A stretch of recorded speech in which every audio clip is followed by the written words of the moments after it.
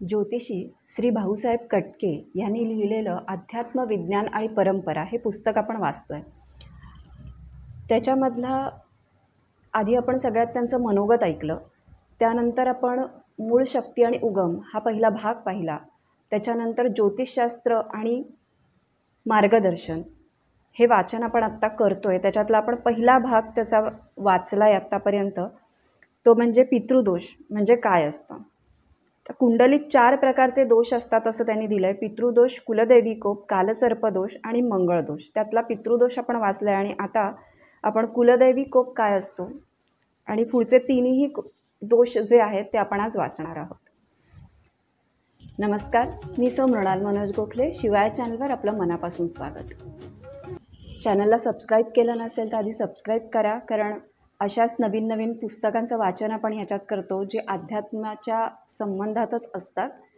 अशाच पुस्तकांचं आणि पोथ्यांचं वाचन आपण इथे करतो. तर ते ऐकण्याचा तुम्हाला लाभ घेता येईल. त्यासाठी चॅनलला सबस्क्राईब करा, बेल आयकॉनवर क्लिक करा, म्हणजे पुढच्या व्हिडिओचं नोटिफिकेशनही तुम्हाला येईल आणि व्हिडिओ मिस होणार नाही. तर आता आपण सुरू करूया. अध्यात्म विज्ञान आणि परंपरा या पुस्तकातून आपलं चाललं आहे वाचन. आत्ता ज्योतिषशास्त्र आणि मार्गदर्शन ह्याच्यामधलं आहे. श्री कुलदेवी कोप म्हणजे काय असतं. बऱ्याच वेळा आपणास सतत अडचणी आल्यामुळे आपण शेवटचा पर्याय म्हणून ज्योतिषाकडे कुंडली दाखवतो. पण काही ठराविकच ज्योतिषांना कुंडलीतील श्री कुलदेवी कोप कळतो. माझा अनुभव असा आहे की जे ज्योतिषी कुठल्याही गुरुमार्गातील आहेत, म्हणजेच देवांचे खरे भक्त आहेत, ज्यांच्यावर परमेश्वराची कृपा आहे, अशाच ज्योतिषाला श्री कुलदेवीचा कोप कळतो. आपण आणि परमेश्वर म्हणजेच श्री कुलदेवी, श्री कुलदेव यांच्यामधला अधिक जवळचा संबंध निर्माण करणारा दुवा म्हणजे आपले पितरच असतात. ज्यांना पितृदोष असतो त्यांना श्री कुलदेवी कोप असतोच असतो. पण काहींच्या मते कुंडलीत पितृदोष नसतानाही श्री कुलदेवीचा कोप होतो. तो कुंडलीत ओळखायचा कसा, तर शत्रुस्थानात, मृत्यूस्थानात, मोक्षस्थानात, नीच राशीत चंद्र असणे, चंद्राबरोबर राहू केतू दूषित असणे, शुक्राबरोबर केतू अथवा नेपच्यून असणे, सदर स्थानात बुध गुरु नेपच्यून नीच राशीत मृत अवस्थेत असणे, ह्याचेही निवारण पुढे दिले आहे. एखाद्याच्या घराण्याच्या परंपरेनुसार चालत आलेल्या गोष्टी आपण पुढे न करणे किंवा अंधश्रद्धा म्हणून हेटाळणी करणे. एखाद्याच्या घराण्यात आई श्री जगदंबेचा आणि श्री खंडोबाचा गोंधळ घालण्याची प्रथा आहे, परंपरेने केलेले आहे. आपणास करावे लागेल, यालाही शास्त्रीय कारण आहे. ओघाने ते अल्फा, बीटा, गॅमा रेजच्या रूपाने पुढे दिलेले आहे. एखाद्याच्या घराण्यात परड्या भरण्याचा प्रकार परंपरेने चालत आलेला असतो. आता आपण म्हणाल लेखकाचा अंधश्रद्धेकडे कल आहे, पण ऐतिहासिक कारण आहे आणि ते अभ्यासाने सिद्ध केले आहे. पूर्वी मुघलांच्या काळात हिंदूंना मंदिरात जाऊन पूजा अर्चा करण्याची सक्त मनाई असायची आणि एखाद्याने जर पूजा अर्चा केली तर त्याचे डोके धडा वेगळे करायचे असा मोगलाईचा नियम होता. किंवा हिंदूंना जबरदस्तीने मुसलमान बनवण्याचे प्रयत्न केले जायचे. असो, तिकडे आपण वळत नाही, धर्माबद्दल बोलत नाही. तर मंदिरात जाऊन पूजा करण्यास मनाई असल्यामुळे लोकांनी बांबूच्या पाटीत सर्व देव ठेवून ते देव कपड्यात गुंडाळून घरात शिक्यासारखे अडकवून ठेवले, किंवा देव्हारा ठेवण्याच्या ऐवजी ते पाठी एखाद्या कोपऱ्यात ठेवली.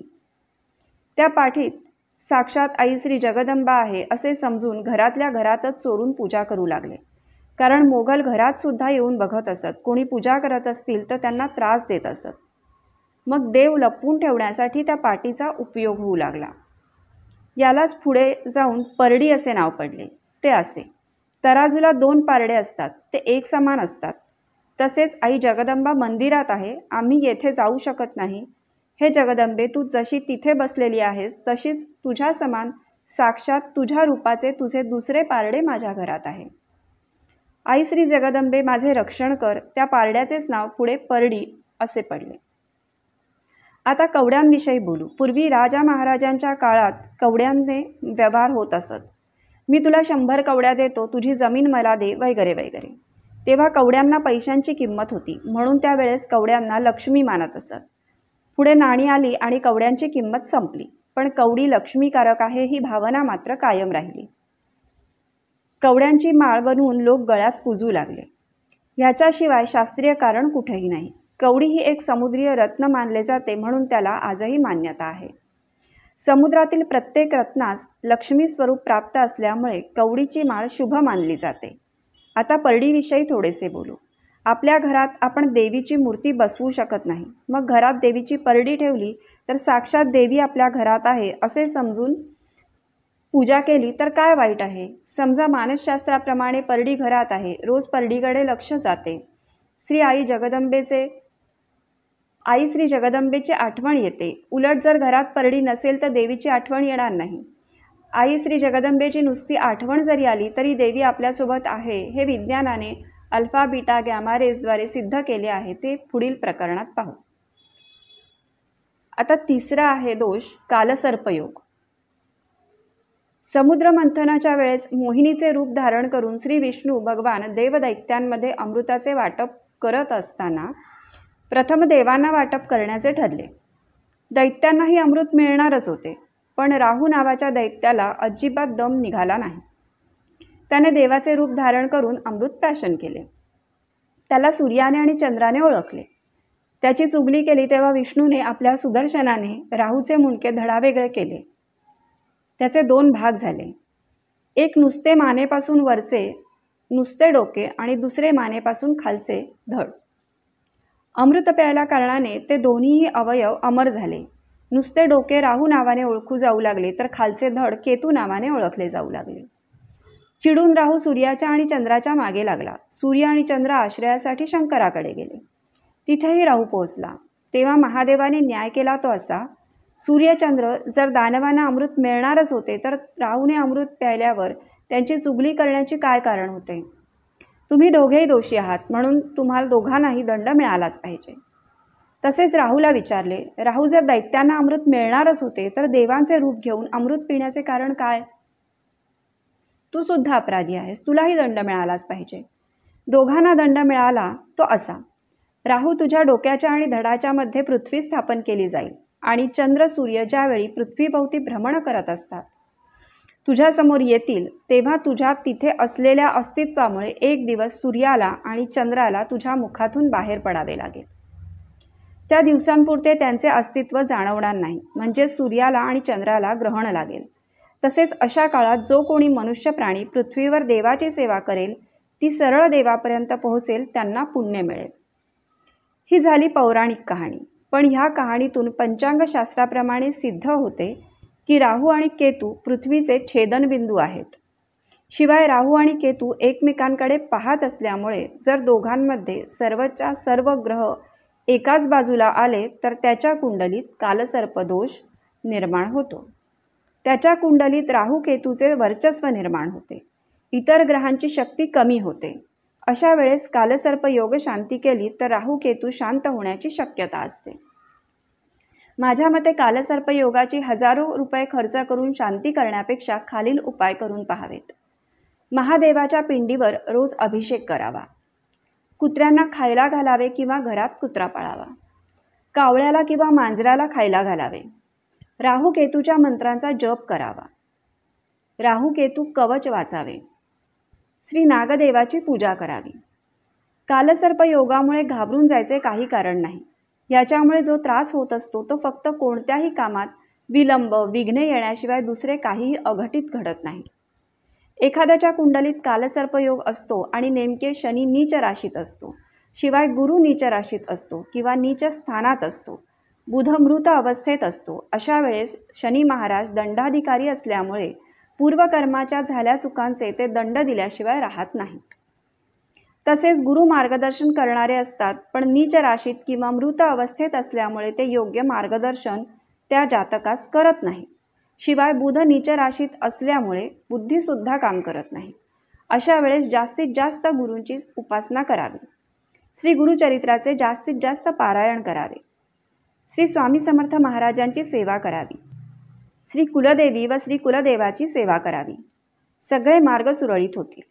ज्यांच्या कुंडलीत सर्व ग्रह वाईट स्थितीत असून एकटा गुरु चांगल्या स्थितीत असेल तर त्यांना आयुष्यात कोणत्याही गोष्टींची कमी भासणार नाही किंवा गरजेपेक्षा जास्तही मिळणार नाही हे समजून घ्यावे. आता चौथा दोष आहे मांगलिक दोष.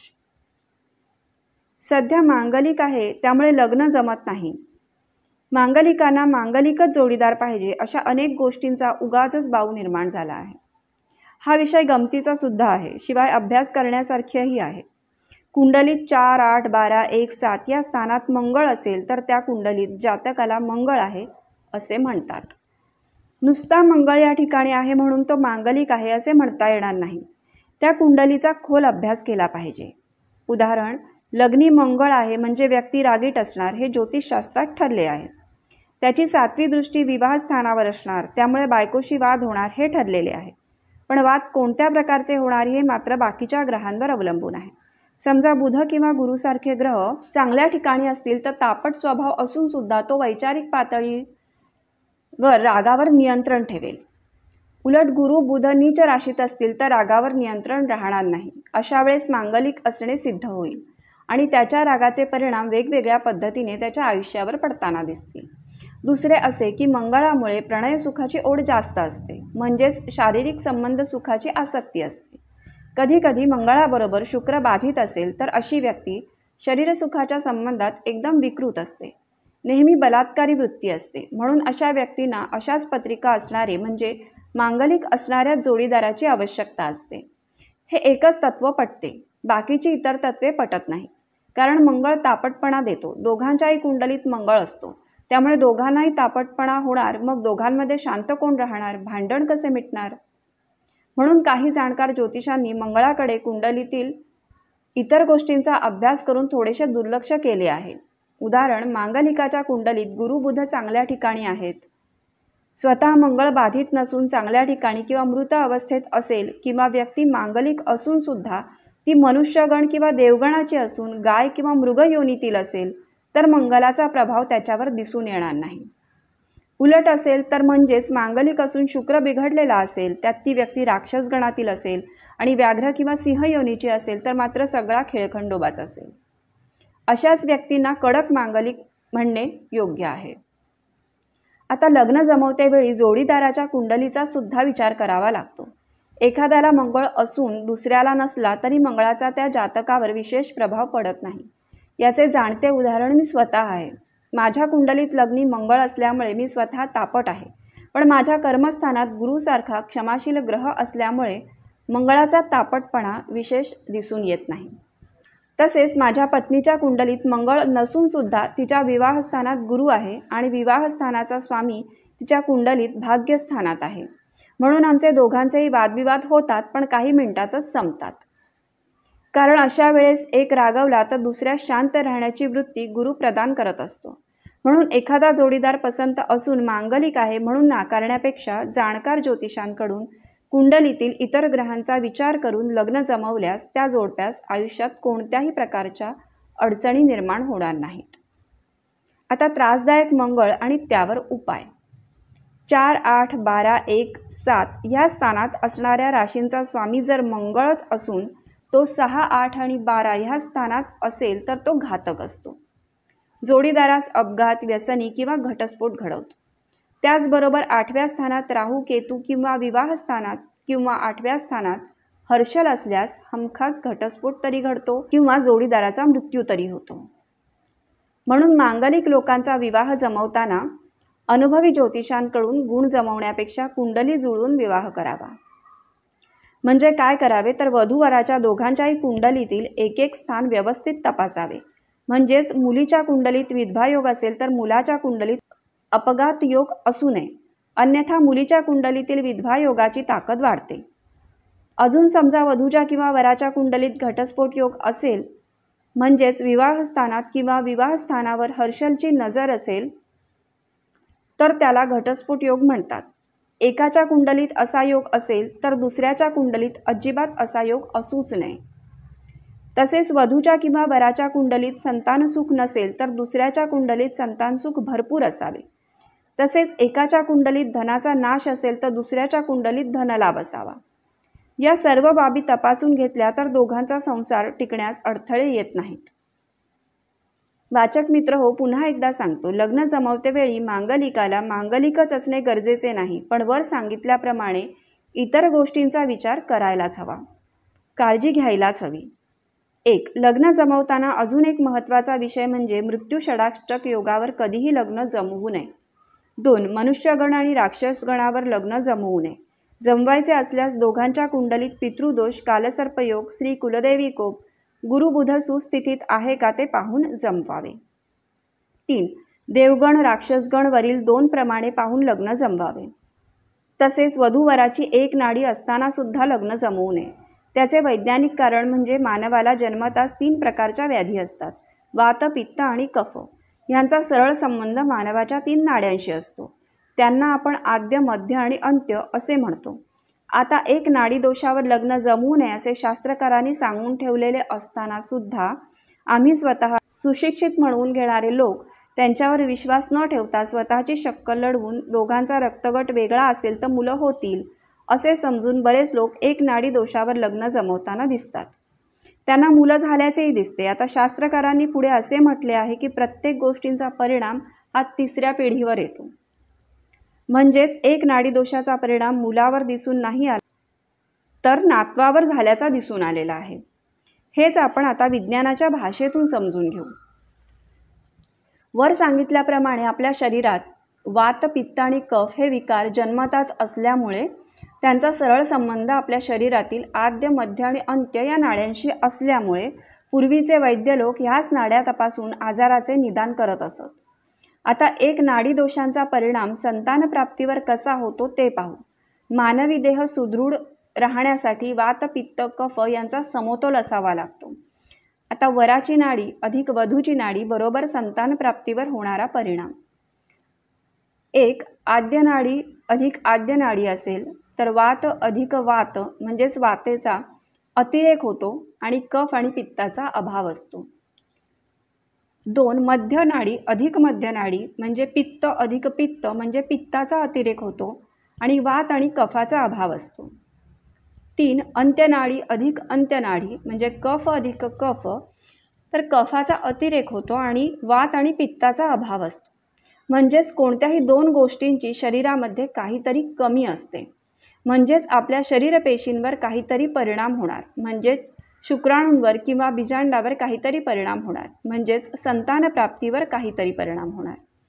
त्यांच्यात काहीतरी व्यंग असणार. म्हणून एक नाडी दोषावर लग्न जमवू नये. शुद्ध बीजापोटी फळे रसाळ गोमट. आपण आता ज्योतिषशास्त्रामधले 4 दोष बघितले आणि त्या दोषांवरचे सोपे उपाय पण त्यांनी काही सांगितलेले आहेत आणि त्याचं पूर्ण आपल्याला माहिती दिलेली आहे आणि ते का हेही पटवून दिलेलं आहे. इथे एक छोटीशी छान गमतीशीर गोष्ट त्यांनी लिहिलेली आहे, ती पण वाचून दाखवते. आजच्या युगामध्ये आपण 70 ते 80% मुलं मुली प्रेमविवाहच करताना दिसतात. आयुष्यात विवाह तर करावाच लागतो. आपण प्रेमविवाह करतो, चांगलीच गोष्ट आहे, कारण आपण जोडीदाराला लग्नाआधीच ओळखू शकतो, आनंद आहे. पण आपला जोडीदाराला त्याचे कुल, गोत्र, जात, त्याची कुलदेवी, कुलदैव विचारत नाही. शिवाय त्यांची चौकशीसुद्धा करत नाही किंवा एखाद्या ज्योतिषाकडून मॅच मेकिंगसुद्धा करत नाही. मग एक नाडी दोष हा विषय लांबच राहिला. मग काही मुलं म्हणतील, आम्ही आमच्या पसंतीने लग्न करायची नाहीत का? तर करावीत. आई वडिलांना विश्वासात घेऊन मॅच मेकिंग करून प्रेमविवाह करावा. सुखी राहाल. नाहीतर प्रेमी लग्नाआधी जोडीदाराशी खरे कमी बोलतात, लग्नानंतर एक बोलतो आणि एक ऐकून घेतो. काही दिवसानंतर दोघेही बोलतात आणि शेजारी ऐकतात. असं व्हायला नको म्हणून त्यांनी त्याच्यावरचा उपाय आपल्याला सांगितलेला आहे. आपल्याला आजचा भाग कसा वाटला कृपया कमेंटमध्ये लिहा. आवडला तर लाईक करा, शेअर करा. पुढच्या भागात लवकरच भेटू. धन्यवाद.